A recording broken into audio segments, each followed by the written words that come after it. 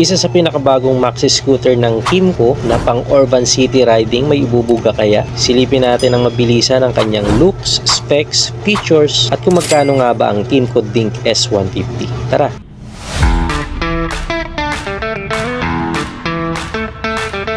Nandito tayo ngayon sa Binelli Antipolo sa LGM Motorcycle Sales and Service para i-review ang Kymco Dink S150. Nakita natin dito na kararating lang, nakabalot pa. Kaya isang mabilisan lang na review to dahil kararating lang ng unit. Hindi na natin tatanggalin yung plastic na nakabalot. Let's go. Sa kanyang looks ay maxi talaga ang datingan. Sobrang sporty dahil sa pagka-aggressive ng kanyang datingan. Dito sa unahan may mga deep lining. Kumbaga parang makanto siya. May mga sharp edges kaya talagang lumitaw yung pagka-sporty ng motor na to. Napaka-minimalist lang din kasi wala siyang decals. Una nyo talagang mapapansin sa kanilang mga motor ay talagang halos minimalist lang talaga at walang masyadong decals kahit na anong motor nila. Dito sa kanyang windshield na parang tinted or black ay may logo lang ng Kymco, letter K, 150 dito sa bandang unahan, sa gilid magkabilaan, TCS dito sa kanyang front fender at 3D emblem naman sa likuran na Dink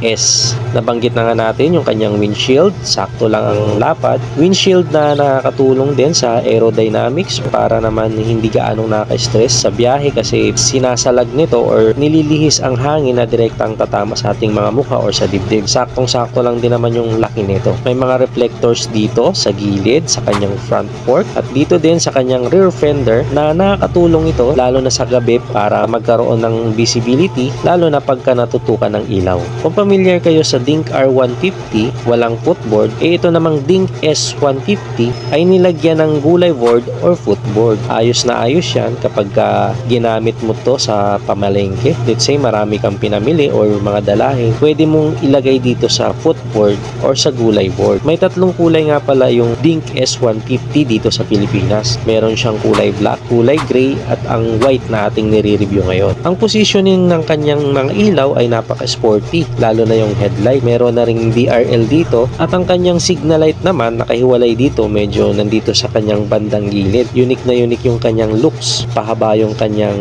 signal light dito sa unahan. Sa likuran naman makikita natin yung kanyang tail light, medyo malaki siya na aakalain mong naka-assembly yung kanyang signal light dito pero nakahiwalay pa rin yung kanyang mga signal light. Para sa akin, goods na rin tong kanyang upuan dahil medyo malalim ang part ng para sa riders para kung sakaling bigla kang nagpreno ay hindi ka aabante sa pinakaunahan. Sakto lang din yung lambot ng kanyang cushion. So solid din yung kanyang grab bar, maganda din.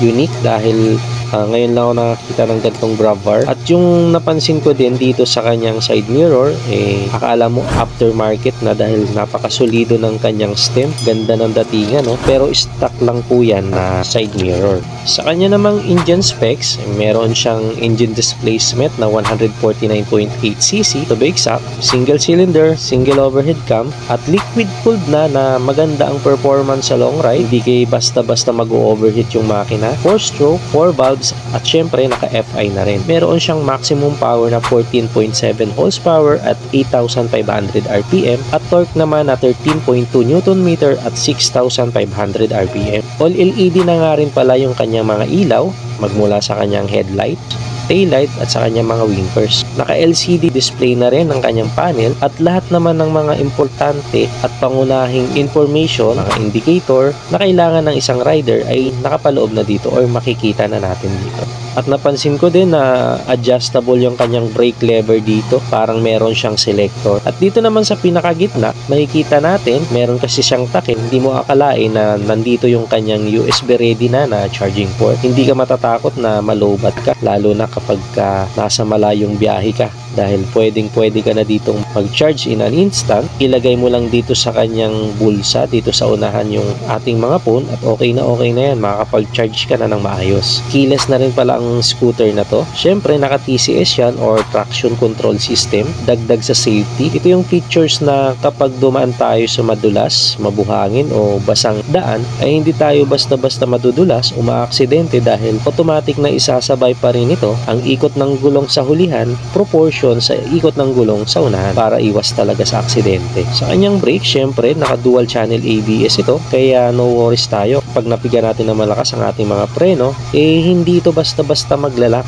talagang iwas tayo dito sa disgrasya, dagdag sa safety ng motor at syempre sa mga driver na rin. Napaka-solid na nun dahil dati mga big bike lang merong ganitong klaseng features. Ngayon nilagay na nila kahit sa mga scooter. At meron din siyang emergency brake warning na kapag ka naman bigla kang nagpreno dahil may hindi inaasahang paghinto ng sasakyan sa unahan mo, ay automatic na magbi-blink ang signal light sa likod para magbigay ng warning sa mga sasakyan na nasa likuran para maiwasan din na bumunggo yung nasa likuran natin. At syempre may malawak siyang underseat compartment na kasya for sure dito yung half face na helmet. Siguro kung may magkakasya man na full face na helmet dito ay nakadepende na lang sa size, na okay lang din naman kung hindi magkasya yung full face na helmet dahil meron din naman siyang helmet hook na pwede nating pagsabitan ng mga helmet. Sa kanyang mga brakes, kung makikita natin, ayan, sa kanyang front, naka-disc brake. Sa likuran, naka-disc brake din na equip na ng ABS. Sa kanyang suspension, dito sa unahan ay naka-telescopic fork at sa likuran naman ay dual shock absorber. Ang sukat ng gulong sa unahan may 120/70 by 13 at sa likod naman ay 130/70 by 13. So may kalaparan na rin ito. Proportion na proportion yung sukat ng kanyang gulong sa body structure niya, kumbaga hindi alangan. Dahil maxi scooter to, malaki yung motor, medyo malapad,